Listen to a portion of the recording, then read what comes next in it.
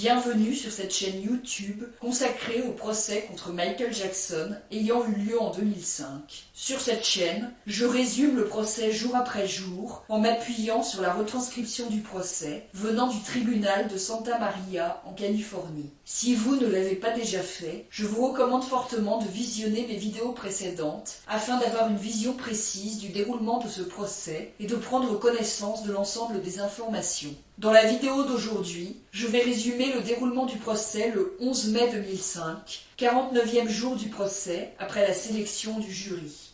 La journée commence avec la suite du contre-interrogatoire de Joe Marcus. Joe Marcus confirme que pendant son interview avec la police le jour de la perquisition de Neverland en 2003, il leur avait demandé d'arrêter d'enregistrer et ils n'ont pas arrêté. L'interview a continué pendant 5 à 10 minutes et il a répondu aux questions. La défense appelle comme témoin l'acteur Macaulay Culkin, qui est un ami de Michael Jackson. Il l'a rencontré quand il avait 9 ou 10 ans. Michael Jackson lui avait téléphoné et la famille de Macaulay Culkin a été invitée à Neverland, ses parents et son frère Kieran et lui. Il dit qu'il a visité Neverland plus d'une douzaine de fois entre ses 10 et ses 14 ans. Il a maintenu une amitié avec Michael Jackson pendant toutes ces années. Il dit qu'il a 2 sœurs et qu'elles ont déjà visité Neverland. Il a vu Michael Jackson plusieurs fois à New York, Los Angeles et Londres. Il a déjà parlé de nombreuses fois à Michael Jackson au téléphone. Il dit que Michael Jackson ne l'a jamais agressé ou touché d'une manière sexuelle. Il dit qu'il pense que les accusations selon lesquelles Michael Jackson l'aurait agressé sont absolument ridicules. Quelqu'un l'avait prévenu en lui disant d'allumer CNN et il a vu des accusations venant d'un cuisinier et une femme de ménage. C'était incroyable pour lui que personne ne lui ait demandé si c'était vrai ou pas. Il dit que les procureurs du procès n'ont pas cherché à le contacter.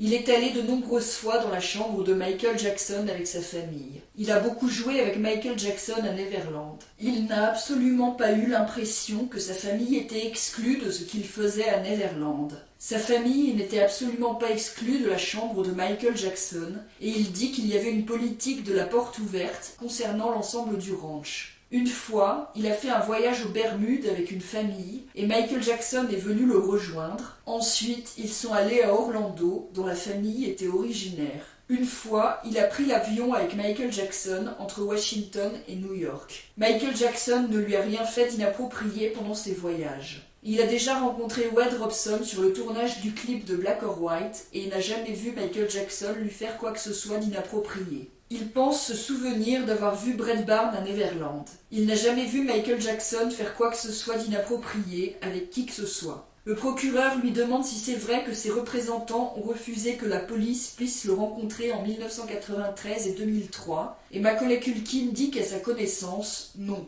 Il confirme que son avocat avait contacté l'accusation et leur avait dit que Macaulay Culkin ne ferait aucune déclaration aux 2 camps. Le procureur dit que la police a cherché à le contacter et Macaulay Culkin dit qu'il n'est pas au courant. Il dit qu'il a été aux Bermudes à l'âge de 11 ans et confirme que c'était avec une famille du nom de Goldstein. Il ne sait plus s'il avait demandé l'autorisation à la famille avant de suggérer à Michael Jackson de venir aussi et il ne sait plus si c'est lui qui a invité Michael Jackson ou Michael Jackson qui a demandé à venir. Il confirme que Michael Jackson lui avait donné une montre pendant ce voyage, une Rolex. Il dit que ce voyage était il y a 15 ans environ et il ne se souvient pas de tout. Il dit que ce voyage a dû durer une semaine et Michael Jackson était venu seul, peut-être avec des membres de la sécurité. Il dit qu'il a déjà dormi dans le même lit que Michael Jackson, car il s'endormait partout à Neverland après avoir joué. Il s'endormait parfois au cinéma de Neverland, où il y avait des lits, ou dans la salle des jeux vidéo. Il s'endormait tout habillé, même chez lui. Il dit qu'il a découvert ce qu'est un pyjama à l'âge de 17 ans. Il se souvient d'avoir passé la nuit une fois dans un appartement de Michael Jackson à Los Angeles. Il dit qu'il y a eu une période entre ses 14 et 17 ans où il n'avait pas l'occasion de revenir à Neverland. Ensuite, il dormait dans les logements pour invités car il appréciait plus son intimité. Il dit que Michael Jackson et lui se sentaient proches car ils se comprenaient l'un l'autre. Il ne sait plus si Michael Jackson a donné des cadeaux à ses parents, mais dit que Michael Jackson était très généreux et donnait toujours des cadeaux à tout le monde. Il ne sait plus s'il a rencontré Jordan Chandler. Il dit qu'en 1993, peut-être un mois avant que les accusations soient dans la presse, Michael Jackson lui avait téléphoné en lui disant que des gens allaient dire quelque chose qui était absolument faux et « ne t'inquiète pas pour ça, j'ai juste besoin que tu sois mon ami maintenant ». Et Macaulay Culkin lui avait dit « absolument ». Il dit qu'à 20 ans, il était resté peut-être 10 à 14 jours à Neverland quand Michael Jackson n'était pas là. Il dit que ça arrivait parfois qu'il passe la nuit dans la chambre de Michael Jackson avec des enfants qui n'étaient pas de sa famille, des enfants qui lui étaient présentés comme des cousins ou quelque chose comme ça. Il dit qu'il a déjà fait du shopping avec Michael Jackson à Toys R Us. Il dit que son père venait parfois le réveiller le matin quand il s'était endormi dans la chambre de Michael Jackson parce qu'il voulait aller faire du cheval. Donc ses parents savaient qu'il s'endormait parfois dans la chambre de Michael Jackson et ce n'était pas vraiment un sujet de discussion pour eux. Il confirme qu'il y avait une alarme qui se déclenchait en faisant ding-dong si on s'approchait de la porte de la chambre de Michael Jackson. Il l'entendait si son père venait le réveiller dans la chambre. Il dit que la chambre de Michael Jackson n'était jamais verrouillée à l'époque et tout le monde pouvait y entrer. Il dit que ça faisait partie de ce qui était drôle à Neverland, qu'il n'y ait pas de règles rigides sur le moment ou le lieu où il fallait s'endormir. Il dit que Michael Jackson le comprenait parce qu'il comprenait ce que c'était d'être célèbre, être suivi par des photographes cachés dans les buissons et avec des gens cherchant à profiter de lui. Michael Jackson lui avait dit qu'il le comprenait et qu'ils pouvaient en parler ensemble. Il dit que Michael Jackson était très enfantin, il aimait jouer aux jeux vidéo, regarder des films, courir et jouer avec les enfants. Il dit que quand on venait à Neverland, les portes étaient ouvertes et on pouvait aller où on voulait, les adultes comme les enfants, même dans sa chambre. Une fois, quand il avait 17 ou 18 ans, il a fait du shopping avec Michael Jackson et son fils Prince. Il dit qu'il n'y avait rien d'inhabituel dans le fait que Michael Jackson lui ait donné une montre, que c'était un très beau cadeau. Il dit que Michael Jackson ne l'a jamais mis sous pression pour faire quoi que ce soit, c'était juste son ami. Même pas pour s'endormir à l'heure ou manger ses légumes. D'autres familles et enfants pouvaient entrer dans la chambre de Michael Jackson.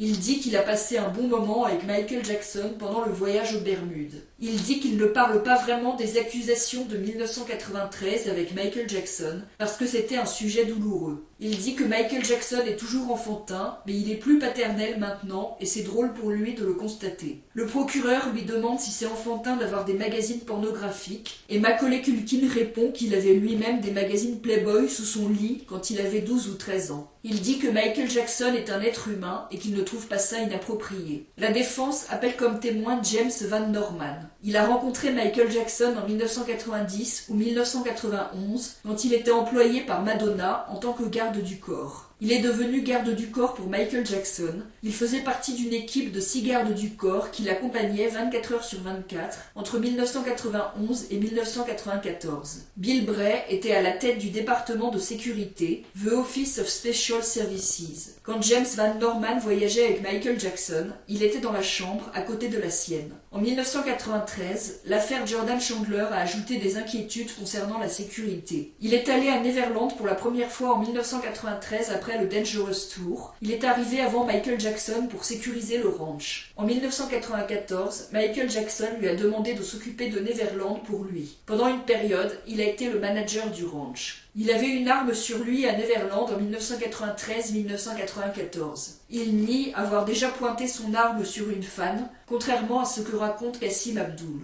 À cette époque, il a insisté pour que les portes soient fermées. Les médias et des fans cherchaient à s'introduire sur la propriété et il fallait renforcer la sécurité. Il se souvient de la famille Barnes et dit qu'ils ont voyagé beaucoup avec eux, une très gentille famille. Il a aussi rencontré Macaulay Culkin à Chicago quand Michael Jackson tournait un clip. Il se souvient aussi de Wade Robson et sa mère Joy. Il n'a pas rencontré Jordan Chandler, ni Blanca Francia, ni Jason Francia. Il n'a jamais vu Michael Jackson faire quoi que ce soit d'inapproprié avec les Barnes, les Robson ou les Culkin. Il dit que s'il avait vu quelque chose d'inapproprié, il l'aurait rapporté à Bill Bray, qui était un policier à la retraite. Il dit qu'il y avait environ 160 employés à Neverland quand il est arrivé et 80 quand il est parti en 1998. À un moment donné, Kassim Abdul, Ralph Chacon et Adrian McManus ont arrêté de venir travailler et ont porté plainte contre lui et 7 autres employés, et notamment Bill Bray, Betty Bailey. Mélanie Bagnall s'est jointe à la plainte et a porté plainte contre Andrew Merritt. Abdul, Chacon et McManus ont perdu. Il dit que Ralph Chacon, Adrian McManus, Kassim Abdul, Mélanie Bagnall et Sandy Doms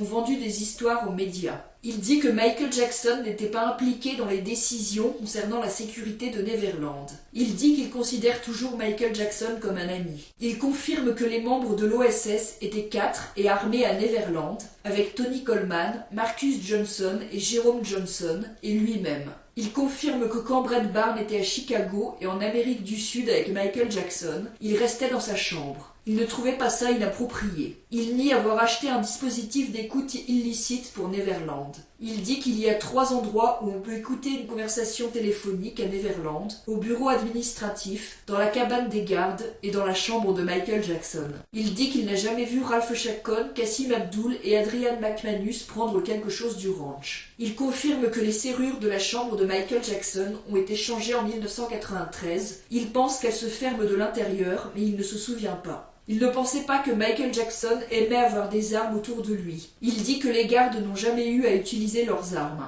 Il dit que quand Michael Jackson était avec des enfants, il se comportait comme s'il était l'un des enfants. Il y avait des batailles d'eau, des batailles d'oreillers, des batailles de nourriture. Michael Jackson était plus timide avec les adultes. Il dit qu'il a eu connaissance de preuves qu'Adrian McManus et Ralph Chacon avaient volé à Neverland. Robert Sanger annonce la diffusion des vidéos de Amin Mosley, filmées pendant que Martin Bashir filmait des interviews de Michael Jackson pour son film. Il pense que les vidéos durent 2 heures et 45 minutes environ. Le juge autorise la diffusion des images et les vidéos sont diffusées pour le jury.